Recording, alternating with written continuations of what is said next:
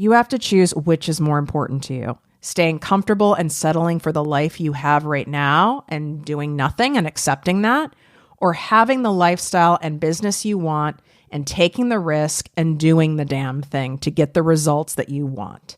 It is that simple and it's that hard. This is why so many people who come to me are stuck. It shows up in the form of feeling confused, overwhelmed, anxious, depressed, exhausted, and procrastinating, feeling resentful. Tiff, I'm not happy and I want to stop doing blank in my business and start doing blank, but I don't even know where to start. Ugh, I dread going to work and I know I need to make a change, but it all seems like too much and then I do nothing.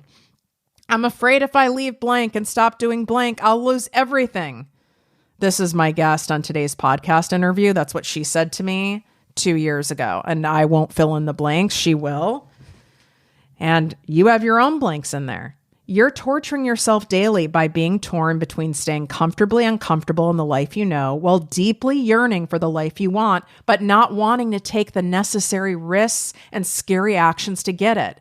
It's like you're looking through a chain link fence, seeing all of these happy, successful people who have what you want, and it's right there for you, but you must climb over that tall fence. And it looks so giant to the point where your brain tries to convince you that it isn't possible for you. And what always helps me is hearing from people who've climbed that fence and why it's all worth it. And today's interview is pure evidence on why now is the time to do it, why now is the time to choose yourself, and it will be the best investment that you've ever made in your life. My guest today is Ashley Weens. She's a CEO of Ashley Weens Fitness. She is a well-known fitness cover model, and she has turned that career and left that career of competing and modeling behind in order to grow her business, teaching corrective exercise and pain-free performance, doing neuromuscular re-education. Her story is incredible, and we're going to get into the dark side of the wellness and fitness world. If you're tired of hearing the same old basic mindset and motivational fluff talk, you've come to the right show. Welcome to ProjectME with Tiffany Carter, the podcast, where we dish on everything from managing that crazy brain of yours to manifesting abundance to my straightforward, actionable steps that will make you major money online. Now, I'm not your typical multimillionaire entrepreneur. It takes a small village to keep my anxiety and depression in check. I'm inherently disorganized with an intense obsession with office supplies. Your girl here is a digital marketing content expert who's generated over $200 million in sales. I promise by tuning in twice a week, you will get a much needed refreshing dose of truth, clarity, and cash-making advice. Now let's get to it. I've got some important questions for you. Are you tired of potential clients not buying from you when you know they need your help? Are you tired of waiting for it to be your time to finally get paid for doing what you love? Are you tired of people telling you they can't afford it or don't have the time? Are you tired of spending hours on creating content and getting 0 people buying from you? Are you tired of getting crazy nervous for charging what you really want to charge because you are afraid that no one is going to be able to afford it? If you're tired of one or all of these things, you need to check out my signature program, Selling with Soul. It only comes around once a year. This is my 5-week live group coaching program that is going to teach you how to package and share your offers so that they are irresistible to your ideal client without you feeling like you're being pushy or annoying or manipulative in order to sell your stuff and make a lot of money doing it. And I know it feels so uncomfortable. I was once there. Doing any form of sales was so nerve-wracking to me that I had to keep a stick of deodorant in my glove box when I was running around as a pharmaceutical rep, and I would have to put deodorant on my face because I sweat from my face. And that's not a really good look when you're trying to sell something and look that nervous. I was so uncomfortable that I was bothering people, that people would think that I'm all about money and wasn't caring about, patience, or I wasn't caring about my clients, and that it was, oh, there's that salesperson, get away from her. And I built all this story up in my head, and I needed to figure out a way that I could sell that felt genuine and felt sincere and felt helpful and felt heart-based to me, in order for me to walk in and be excited to do it every day and not dread it. And this is the same for online. This is the same for you. Why you resist it, why you don't really,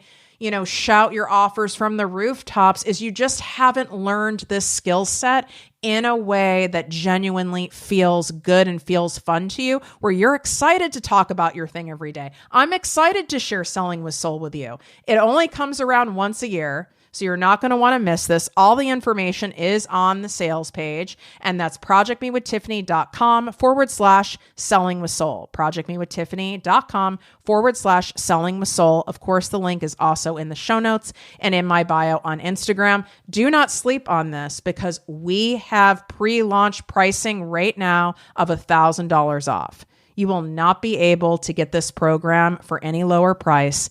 And I have added an incredible payment plan so that money can't be an excuse in that beautiful, big, overthinking brain of yours, where you can get in for as low as $297 a month. And this includes all of my proven objection handling scripts, my sales call scripts, my high ticket closing scripts. And these have been finessed and reworked for 15 years. There is not one person that doesn't love those, because they're not fake. They can be easily customized, and they actually work, and it feels good to the person who you are also speaking to on the other end, not just you, which I know is equally as important to you.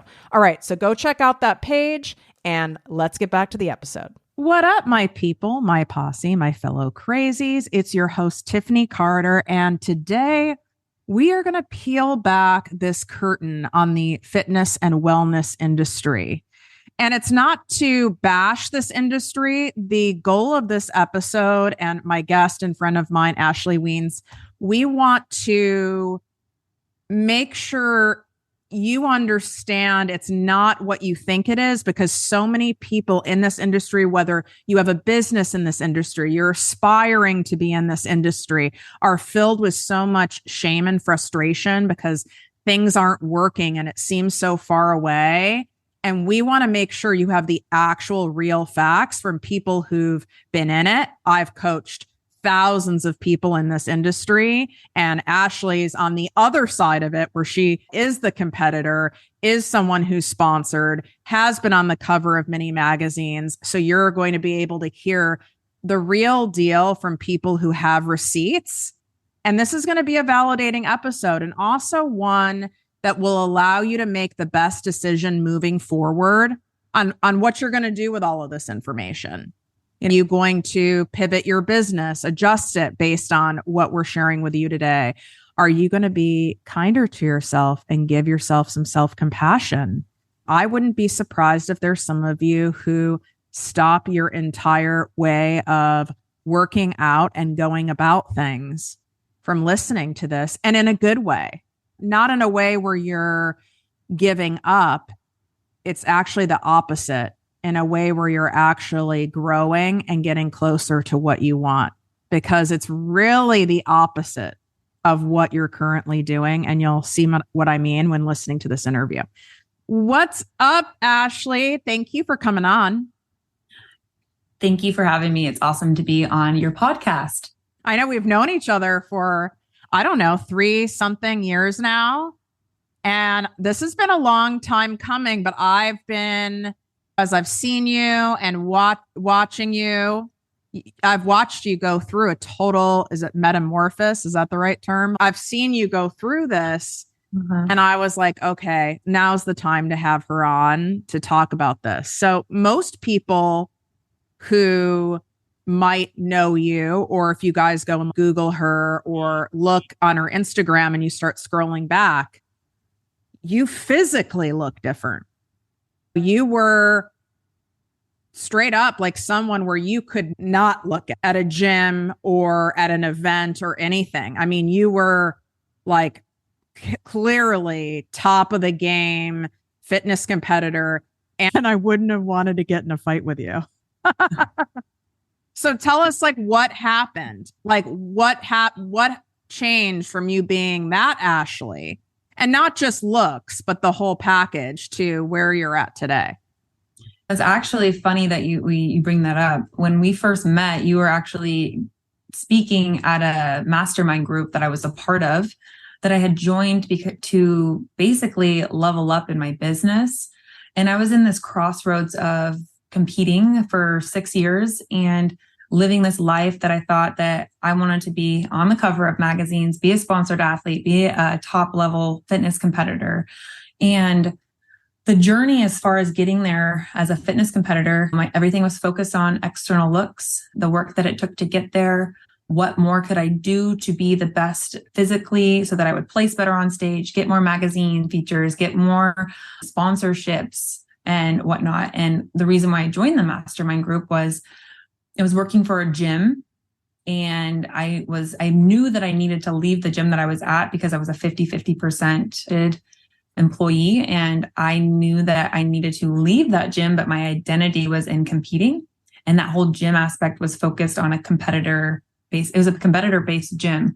So in order for me to leave, I needed some help and some validation from others to basically give me that acceptance and approval, and basically reconfirm that leaving there was the best thing for me. And I knew, just because in that industry, sometimes there is some politics in play, that if I left, most likely my competition career would end as far as placement wise at the pro level. Now, it's not always that way, but I knew that it was either work on my business or be a competitor. And so with the direction that things were going, I couldn't work any more than I was working to make any more money.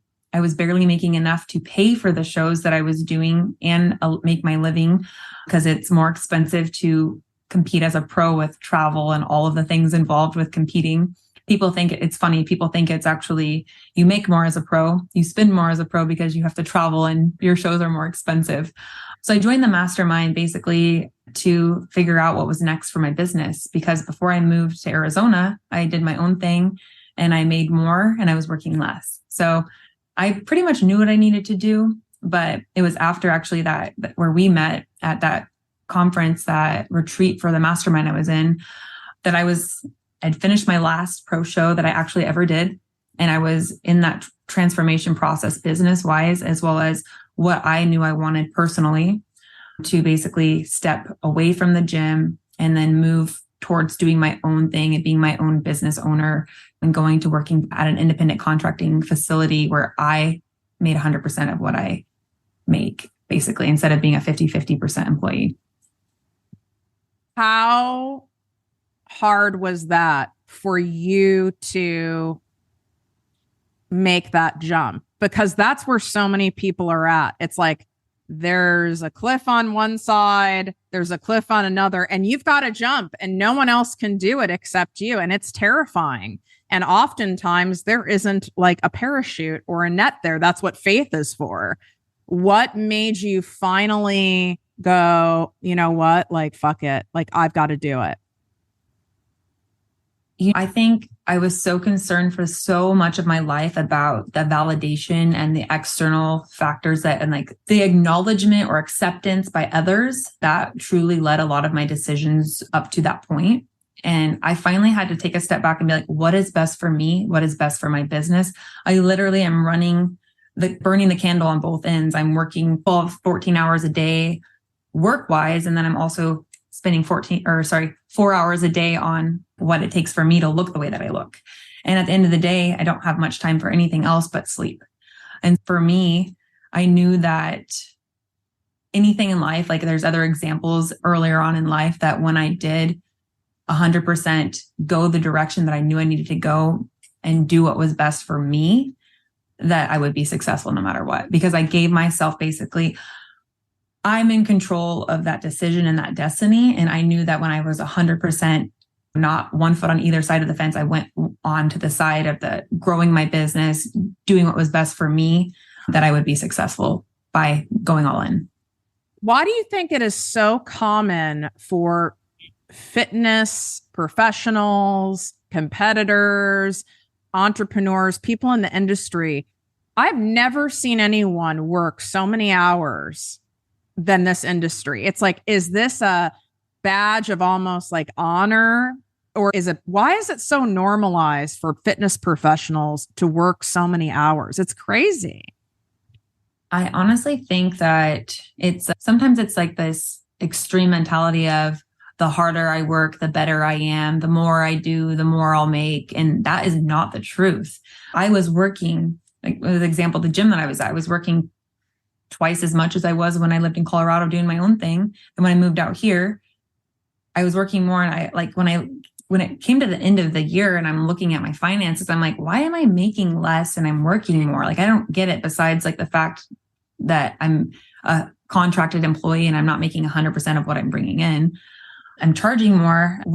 Why is it this way? And then it was seriously just as simple as breaking down income and looking at, okay, this is what you're making when you break down hourly with how much work you're putting in. And honestly, it'd be better to go back to doing what you were doing before and you wouldn't have to work as much, or work as much and make twice as much. So it's a simple mathematical equation. But the thing that kept me there for long was the relationships I had built. And then the fact that I had this competition family that was like basically keeping me sucked in. And if I left that, then I was worried that I'd be pushed out or people wouldn't want to be around me, or like friends that I had made would no longer be my friends, which is actually mostly the case in that scenario. But do you want those people around you if that is the decision that if you leave, they don't want to be your friend? No. So I think the validation and the support that I got from the group that I was in with that mastermind was so needed for me at that time, because I really, even though I externally, people aspired to look like me and wanted to be like me, I was like so unsure of who I was and what I wanted and what would be best for me. And I needed the validation of others. And when I looked and like deep dug into why am I doing what I'm doing? What is actually best for me? Logically, if you look at numbers, what makes the most sense? And exiting was the best thing I could have ever done. When people see someone, and I told you before we started recording, I was the person who would take those magazines that you were on the cover of to the gym, or I'd tear out the workouts that promised me like ab lines in 30 days or whatever. And I would go and do the workouts and even follow the diet. And I would be so filled with shame that I never could look like the girl on the cover. And I would always be like, what's my problem? What's wrong with me? And then I had that's why I coach so many people in this industry, because I get the mentality. Like you said earlier, it was, I just need to do more. I need to push harder. I need to sacrifice more. I need to eat less of this and more of this. And I was fixated and I never could get there. Are you saying that a lot of times when you were getting the awards on the stage and getting the titles and on these covers and in these articles, like what was really going on behind the scenes for you? Like what was going into that people don't realize? I think when you're in that situation, like when my focus was to look the best that I could for the purpose of winning a plastic trophy on stage and this like being in front of the people in this little bikini, and you're looking for validation. You're looking for someone to just want to pick you. You're looking for, I want to be on the cover of this magazine because I want to inspire people. But really, is the way that I was looking something attainable for most people? Absolutely not. Is the way that I got that lean, that shredded, healthy? Absolutely not. Especially for the majority of the way I was competing, I was naive to what was actually healthy, what could be sustainable long-term, what would be actually a true role model for the ideal client that I wanted to help and serve. And in that state of my life, I was just attracting people who were doing the same thing that I was doing, which in the industry, competition industry, is very short-lived. Usually it's a 12-week quick fix. I want to look this way in 12 weeks. And then they didn't really develop sustainable habits during that. And then they revert back. So it's like this vicious cycle of, I want to look this way. I look really good. I'm happy. And then throughout the process, you don't really like the way you look. You're not happy and you never think you're good enough until after you rebound. And then you're like, oh, why didn't I like the way I looked? So it's just like vicious cycle of people being unhappy and they want to achieve something, but they don't actually achieve it because they're always wanting more when they're trying to achieve it. They never actually step back and appreciate the process of do it in a way that is part of their lifestyle, do it in a way that can be maintainable, do it in a way that supports the work-life balance or life balance and lifestyle that they want to achieve and have. And when I was going through that whole process, I think I just wanted to be liked. I think I wanted people to want to look like me. I thought that I was being a role model at the time. And then, even with like sponsorships and things like that, I think it just feels good when you meet people at an event and they're like, I look up to you and I follow your stuff and you're the reason why I did this and this and this. And so I think that type of stuff is attractive in the moment. But when you really take a step back, and I can say this now, since I no longer compete and since my business model is more conducive to a sustainable approach to nutrition and fitness, that what I promote now and the way I live now, I actually attract my ideal client. My clients are happier. They find that sustainable balance to being healthy and also making sure they can live life and enjoy the little things in life without having to stress about calories and bringing their prepped meal to a family vacation because they have to eat that way forever. It's really, truly about finding the best version of you and what makes you feel and function your best. And that looks different for everybody. So many people, millions, are striving to get what you had/have. And that can be, they want to go viral on social media. They want to be on magazines. They want people to come up to them. They're yearning for it. They're pining for it. They're obsessing over getting that. And you actually got it. Do you remember a moment where you're like, oh, I did it. I actually did it. And what went on internally for you? I think there is so much satisfaction with achieving a goal, and something really feels good about putting forth your best effort and then like somebody wanting you, somebody thinking that you're capable of fulfilling the role that you are trying to achieve, whether it be winning a show or landing a cover on a magazine or winning a sponsorship or doing a huge ad campaign for a sponsorship for a supplement company. There's so much, I would say, like humbleness that I've received, because that was a lot of the focus on why I wanted to look the way I wanted to look and why I competed was the fact that I thought I could really be a true role model to people and help people start their fitness journeys. And then I think that it was the original intention, but throughout the journey, you can get sidetracked on some more like selfish aspects of it. Like, well, I want to look leaner, so I'm going to do more cardio. And I think I can, if I'm a little bit leaner, I can eat a little bit less so I can look that way. And then that will get me this spot a little bit more efficiently. Or if I don't take any off days, I'll have more muscle and that will be more attractive for the division I'm competing in. And like, it's like this vicious cycle of like, it's not really about truly promoting health and sustainable fitness. Like when I first started it was just to help inspire people. And then throughout the journey, it was like, so like my day-to-day life was focused on me. Like everything I did from the moment I woke up, besides training clients, was what time do I eat? When am I going to work out? When am I going to do this for me? When, me. And the whole aspect, like I almost didn't go to my brother's wedding because it interfered with, it was a week before my show. I can't do that. I'm not going to do well at my show if I go to the wedding because it's going to take me off my schedule. And in hindsight, I had a little halt there and I was like, whoa, what's most important right now? It's not about me. It's about them getting married and celebrating their love and their union. But I think if everyone listening is being honest, because we're all human beings, right? We all have egos. All of us slip into that. Like I can slip into it with money and followers and how many podcast downloads. And because you constantly are seeing these people online. I'm a #1 best-selling author and I make every launch I do, I have millions of dollars and I'm now featured on this magazine. And I get it, like get caught up in it. and you lose sight of what the whole point was to begin with. But when you did achieve that, was there a moment, like how long did you really celebrate achieving it? Because you didn't get into this to not win. You got into it to win, right? Obviously, that would be weird. So once you did win and you started getting all of the stuff that you dreamed of, did it like feel super satisfying in every way, or did other shit start coming up?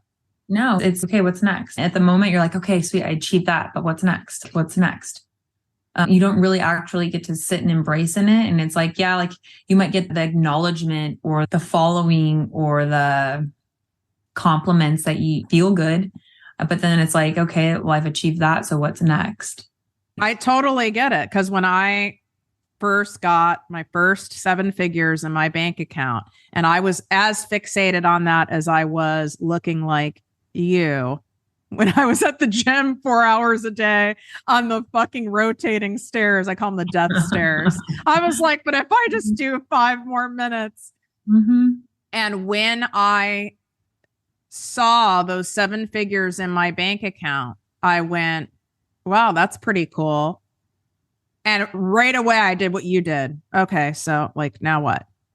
Like there was no true like relishing in it. It was actually very lonely in a weird way. I didn't like it's like that's something weird to celebrate with people. It actually put more pressure on me, like, where do I go from here? Can you relate to that part? Yeah. It's where do you go from here? What do people expect me to do next? Is this good enough if I just stop here and do it with achieving this? Like, will I still be accepted, or do people expect me to do more? Are you actually happy at that point too? Because I wasn't happy. It was definitely like miserable. Certainly. And I never asked myself that question. No. It didn't cross my mind. Are you happy? Are you fulfilled? I didn't ask myself that.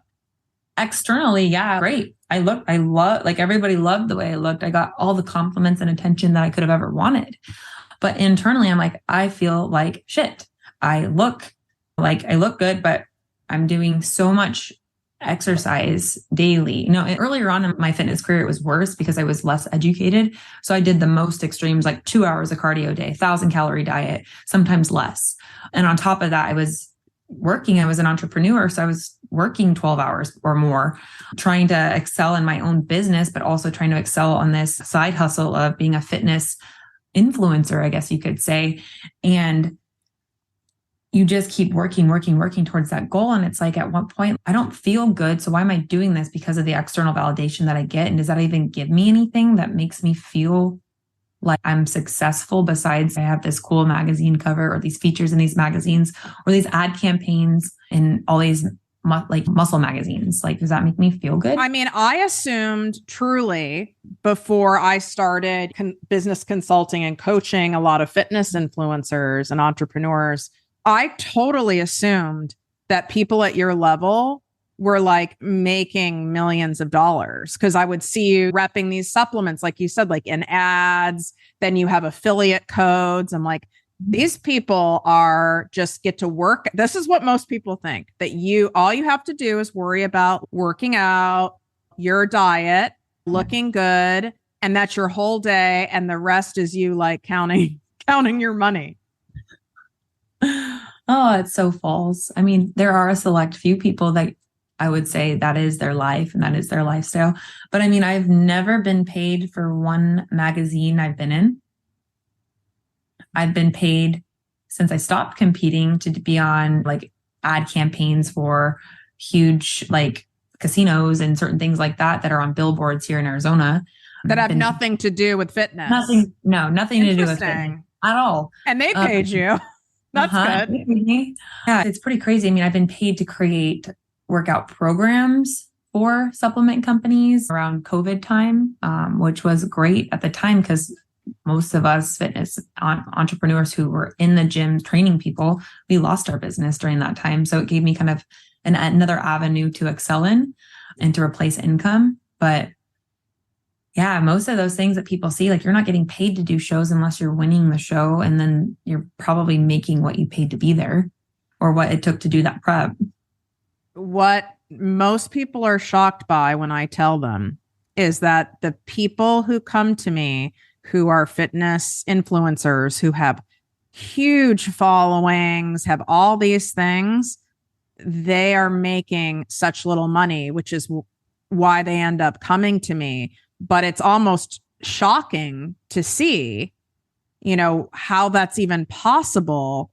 Why do you think that is? Because most people who are pretty passionate and are really into that whole fitness world, you guys put out like good content, you guys grow pretty big followings. Why is it so common for people in that space to either not be making much money or trading so much time for that money? I think one, you're either trying to attract some type of publicity through a supplement company or a magazine or something that actually it's not paid. So you spend all this time and effort to look away to fit this role that is like working for free. Be like flipping a sign on the side of the road for free. You're promoting this company, but you're not making anything for doing it. Or you're undervaluing yourself and you're not charging what you're worth. And so I think when I first started writing nutrition and workout plans online, I charged like $50 a plan. And I didn't even know. You want to know why? Because I didn't think that people would pay me like anything more than that. And then the type of clients that I were attracting were the ones that like expected you to go above and beyond for that $50 price range. And it's like, people are wild. Yeah. And so I, at the time, didn't value what I was worth. I didn't value my education. I mean, I have a dietetics degree. I was a college basketball coach, IFBB figure pro, multiple years as a personal trainer. Now, I mean, I have almost 8 or 9 years as personal trainer with all these extra certifications and credentials. I do neuromuscular education primarily now with a direct current device. So like what I charge now is completely different because I know my value and I know my worth and I know the type of service that I deliver, nobody else delivers. What made you stop competing? Because listen, it's a dopamine feed on all this stuff. Like it truly, I know we know Kristen Crowley, like as a former newscaster, it was hard for me to leave. And I made jack shit because your ego. And then when you tell people what you do for a living, they're all of a sudden your friend. Well, those aren't real friends. They just want something from you. You're on TV. It seems glamorous, even though I was eating top ramen every night and I was so freaking broke. It's like, what made you finally go, I have to leave this world behind in order to choose myself? Yeah, that's a great question. I think it was a compilation of things. Like one, with competing, I was so lean for such a long period of time. I was looking at total health, like internally versus externally, which is what I had basically perceived my worth on before. And I hadn't had a period in 6 years, a consecutive one. I had met the love of my life. And I'm like, well, we might want to have kids. This is important that I can have a cycle and eventually reproduce if we want to have kids. Two, the way that you get to that level of leanness, at least the way that I did at the time, was not always the healthiest and sustainable. I was losing my hair. I had sunken in jaw. Like I looked like a skeleton. And like the more I was competing, the more extreme that I took it because I thought leaner was better and more muscle was better. And that's not always the case. And then even just like lifestyle wise, I'm like, I'm literally living each day with this basically goal of getting on stage, and these 7 people that judge me are basically determining what I feel like is my worth. They're telling me if I'm good enough, if I've done enough, if that's like, and their perspective of what they're looking for will differ show to show. But do I even want to look like what that division, I was doing figure at the time. I didn't even want to look like that. I was pushed into that division because I had a better bone structure for it. And when you say look like that, for people who don't know, what's the figure division versus some of these other divisions? The division I started with was bikini. So it's more extreme now than it was when I was competing, but it's like your perfect beach body, like some shoulder definition, tiny waist, glutes, two-piece bikini, more feminine posing. Figure was like probably 20.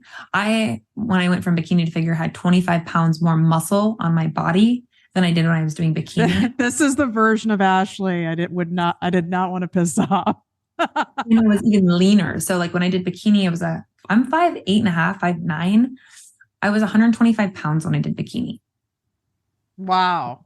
Figure, I was 147 pounds at 7% body fat. So it was very muscular and very lean. Like to put it in perspective, when I was an athlete, I was about 145 pounds soaking wet in a practice jersey. And I had an athletic build, but I was not lean, like fitness competition lean. Yeah.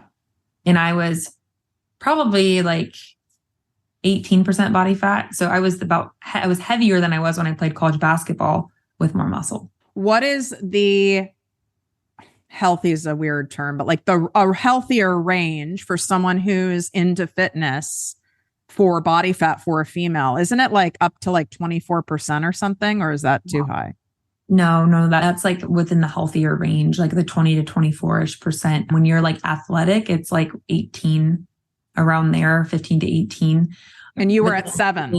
I was at 7. Yeah. Wow. Cause I know like pro ballers, like males, they get down to 4, but I know men, the numbers are totally different. And you were at 7. Ab veins running down my abdominal. I remember. I was like, this girl's no joke.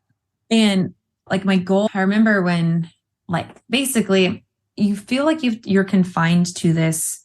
There's 2 things you can be. I can be this one or I can be this one. Pick which one fits your body type best. I'm like, when I was told that I would do better in the figure division, I remember looking at the lady who won the Olympia that year. And I was like, I do not want to look like that, but I wanted to be a top pro in the IFBB. And I was like, well, this is what I'm being told I need to turn into to be successful in this industry.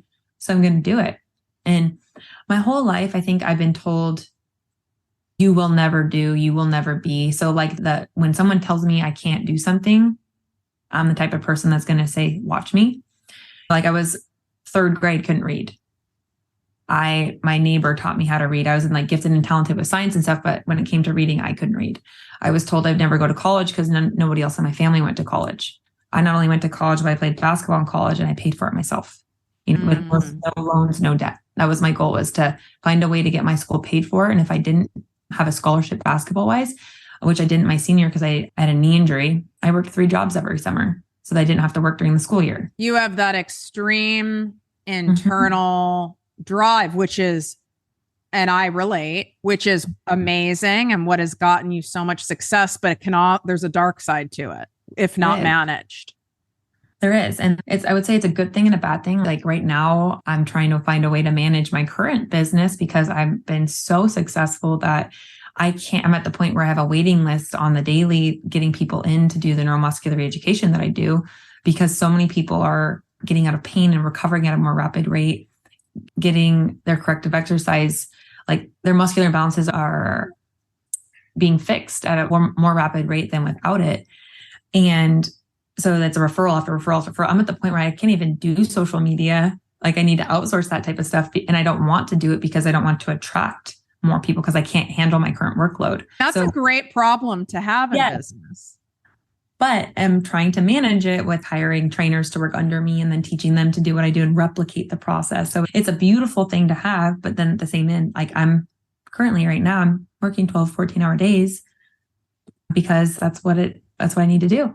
But at least now, the 12 to 14-hour days, this is short term because you're doing it with intention in order to get those other people up to speed to serve more of your clients, right? And before, when I was working around the same amount, I mean, not quite as much, I would say, because I wasn't doing as much on the back end. I was making less than 6 figures and now I'm a multiple 6-figure earner. So it's like, I work for myself. I can decide if we're buying a house. I need to make Hell yes.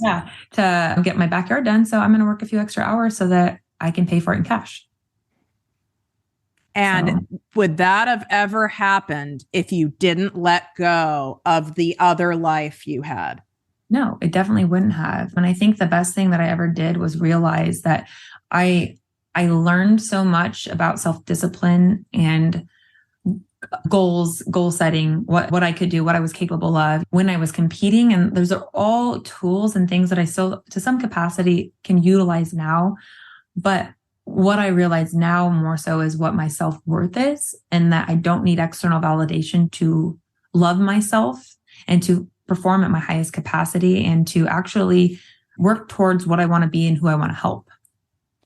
I really think this is almost to an epidemic level of this needing self-validation. And because we've also it's been fed to us, right? I've shared on the show, and I really am trying to get someone on, a psychologist who works for a gaming company or works for Instagram or TikTok. They literally there's a reason why there's the hearts, there's the cha-chings, the noises. It gets our dopamine going. And then it really gets that, oh, if this reel doesn't do well, or this post doesn't do well, or I don't make this amount of money in a launch, now I'm a piece of shit. Like, depending and determining our self-worth on something external. Yeah. Why is that so dangerous in your experience? I don't think that you'll ever get the external validation that you are needing to truly be happy unless you are happy with who you are internally. And like, you can look for external validation every which way. Really, what you have to be internally happy and validated by who you are and what you want to be for you to actually receive that validation from other people. And like, for perfect example, like I was so unhappy with, like, at the time when I was competing, my current lifestyle. Yeah, it was part of the goal, but was I actually happy with like what I was doing every day? Did I even have any balance or freedom or flexibility in my life? No, I was wake up, train sessions, train myself, go to bed, repeat. This is every day of my life. Like, I never really got to enjoy the state or the accomplishments that I had, because it was like I was always looking for what was next. And when I finally took a step back from competing, and it was like, life has so much more meaning and value than what I'll look like externally. Like the kind of person I am, showing up for people, keeping my promises, being able to actually take time away from working out in the gym to help a friend out or go visit family, not focusing every single vacation or family outing around, I need to eat this way and I need to work out and I need to go to the gym at this time. So I'm going to miss this and this in order for me to come. So you have to be okay with that. I get to literally wake up and live my life how I want to so that I can best serve others. And when I was competing, I was really mostly serving myself in that goal. So I feel like really now the validation that I get from others, as far as it's better received in a way that I'm helping and serving other people. So the validation that I'm getting is, thank you for changing my life in a way that, like, I thought I was going to be in pain forever. There's depth to it. It's not surface validation. Yeah. It's not like, I like you because you have 6-pack abs. Exactly. Oh, I admire you so much because I'm admiring the body type that you have. People listening who are sitting there knowing that they are lacking in the self-worth area. Like, we all know when we sit and reflect on it, or we might hear people talking and then that brings it up. Like, we know when we need some work in that area. They want to know, like, well, how did you get here? Like, how did you find it? What did you do? How did you go from there to no self-worth to having this great self-worth? Like, what happened? You know, it's another metamorphosis thing. I went from being so concerned about my external appearance and the validation that I needed from others during that time to, okay, let's put the stops on this competition thing. Let's put a stop on needing to look a certain way for other people, to be being put into a box based off of what others want me to look like, to what is actually healthy. When you got into this whole journey, it was to get into the best shape of your life. You took that to the extreme. What is actually healthy? So it was getting blood work done, finding out like all my hormones were out of whack. I needed to gain weight actually to get my hormones back in track, to actually be at a high enough body fat percentage to have a cycle. And so I, over the course of like around COVID time, it was perfect timing because everyone was in hiding. I put on 30, 40 pounds from my contest prep weight to get a cycle back. And then the purpose of that whole thing was to consistently have a cycle every month. And then over that period of time was, let's not over abuse exercising or under eat to lose weight. Let's eat realistic amounts of food, nourish our body, eat, the right amounts of protein, carbs, fat. Don't restrict food groups or certain foods or amounts of macronutrients to achieve a goal. It was maybe daily walking, what felt good for my body, what was sustainable for what I do for a living and for my family.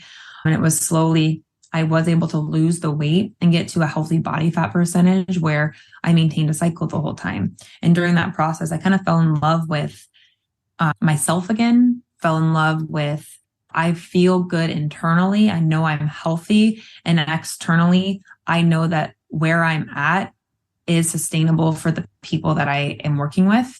Where I'm at can be attained with creating lifestyle modification factors. It's just about finding something that is truly authentic to you and waking up and just knowing like every day, like when I wake up now, it's not, I have to eat this way to look this way. It's, I'm going to eat and nourish my body the way I want to function and feel. And that's literally how I live my life now. And it's not for other people. It's for what is going to make me function and feel my best so I can better serve others. For people who are still on that, as you use the term fence, they're on the other side of the fence. It's like a chain link fence. They can see through the other side. They watch and listen to people like you and me, and they do see what's there and they do want it. But they are terrified to climb over that fence and leave that old life behind, the familiar behind, the comfortably uncomfortable behind. Then all the self-doubt comes in. I know it's possible for Tiffany and Ashley, but is it really possible for me? Then all the bullshit starts. Well, they have this, they might have this, and I don't have this, and all this other stuff. What do you have to say to that woman who, God, she wants to be on that other side, but it just seems so freaking risky to her? You can either sit on the side of the fence that you don't want to be on, looking at the others that are climbing over that fence, going to where you want to be, or you can climb over that fence and go where they are. And it's like, you can sit back and watch everybody else succeed all you want and just wonder what if I did this, or why not me? And you truly have to be willing and ready to just take a risk on yourself. Nobody's going to do the work for you. It will work if you work. I'm not saying that more work is better, but if you truly believe and trust in yourself, the capabilities that you'll have and the things that you'll accomplish are going to be astonishing. I've accomplished things that I never thought I would be possible just because I knew that if I took a leap of faith and I consistently showed up for myself and I consistently showed up for what I was striving to do, that anything was possible. Something I've noticed through the years that I commend you for, and that you do, is that you invest in your growth, like masterminds, coaching programs, live events. You invest in that. And even when you weren't making multiple six figures like you are now, you found a way to invest in helping you climb over the fence. Yeah. Why did you do that? Because there's a lot of people that are in insane resistance. And I used to be one of them. Insane resistance. I don't have that kind of money. I'm going to have to put it on my credit cards. Like, I need until I'm making money before I do something like that. But that only kept me more stuck, and it was insane. And you seem to do it regardless. So what's your thought process around that? So my thought process around the investing in my business or in myself is the money that I'm going to spend on investing towards somebody who knows the information that I want to know, I'm going to reciprocate tenfold. I will get that back tenfold because of the knowledge or the networking or the information that I'm going to receive, or even the inspiration of the people that I'm going to meet and the kind of like-minded individuals I'm going to surround myself with. Sometimes, yeah, like the knowledge of or who you're working with is great, but just leveling up your network and the community of people in your circle that is sometimes what you need to just be like, oh, okay, well, so-and-so is just doing this and I'm not doing that yet, but I can always do that. And that is could be just, it's going to allow me to grow my business, or it's going to allow me to make the money back for that event or that conference or that mastermind back. And it might have been just a simple, like, hey, you need to have different tiered programming, or you're not doing this and you could be doing that, or why aren't you offering this? Just, it's crazy. Or even just the networking, for example, like there's so many people from events that I've gone to that I've done podcasts with, or that I've ended up coaching, or they've coached me, vice versa. I mean, it's crazy. And I'm a firm believer that like things happen for a reason. And so like people I meet happens for a reason. Events I go to, certain things that happen at the event happen for a reason. You really hit home to me when we were in, I think it was LA at the time. You were talking about your addictive exercise personality and all of that. Like it was hit home to me because I was going through it. I was going through that same thing that you had gone through. And I'd been like, oh my gosh, am I ever going to get out of this? And that weekend was like transformational for me because I had the community of people because I invested in that mastermind around me to support me, to help me make that leap of faith to transition into going on my own. I had heard from somebody who's successful like you, who had been where I was and seen that she had stepped over that fence and gone to the other side and was successful. So I think you can wonder what if and not invest in yourself all you want, but you're only setting yourself back. Yeah. And there's no way for it to not be scary or hard or to get some special, like, in writing guarantee. Like, it's just not how life works. The guarantee is if you continue to stay on the side of a fence or living a life you're settling for or don't love or doesn't feel nurturing and fulfilling and beautiful, the guarantee is nothing's going to change. Yeah. Right? Like you would still be competing and still not have a period. Yeah. I would be on that hamster wheel of like the prep cycle, right? And it's like expecting a different result every time. And just like, I knew internally I wasn't validated with what I was doing. I might have been an inspiration for some people who were going through the same things at the time, but I really wasn't being authentic to myself and really living a lifestyle that was conducive to what I believe nutritionally and workout wise, the people that I want to serve and help. I didn't even have the energy to really be the best coach I could be for the people who need my service. And it's, what am I doing? To take a step back and realize like, yeah, like I've accomplished some amazing things. I've learned some great things through this, and I'm extremely grateful for it at the period of time that it served me. But now that I'm out of it, people ask me all the time, will you compete again? And I'm like, absolutely not. Because looking at how the industry is going in itself and how people look, I don't want to look like that. So why would I put myself in that box again? I don't want to look like that. And also, I'm way more successful in the box that I'm in right now. Like, exactly. You know? And you don't need to.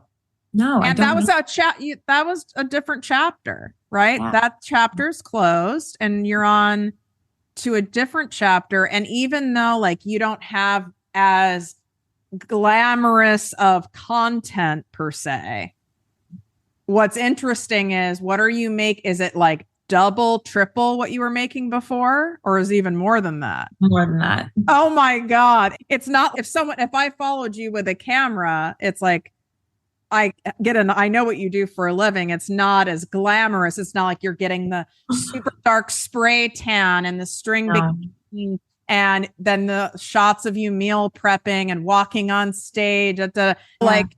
It doesn't, when you guys are looking at all this shit online, and not to say you still do photo shoots and billboards and stuff, like you still have, that's probably like 5% of the time. Yeah. And right. And the other 95% is serving your clients, strategically building your business and growing your damn bank account. So don't be so impressed. Usually the people who are showing that kind of shit all the time, they're the brokest. I'm just saying. Yeah.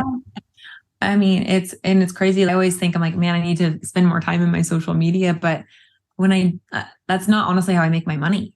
I'm so busy in my day to day that I don't want to say I don't have the time. I could always set up my phone, but a lot of the people that I work with don't want to be videoed. And you don't need to.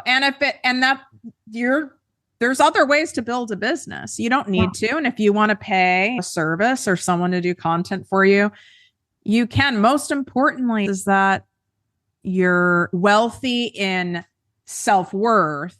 Yes. But also in net worth and are buying a house for cash. And you have an incredible husband who I just adore.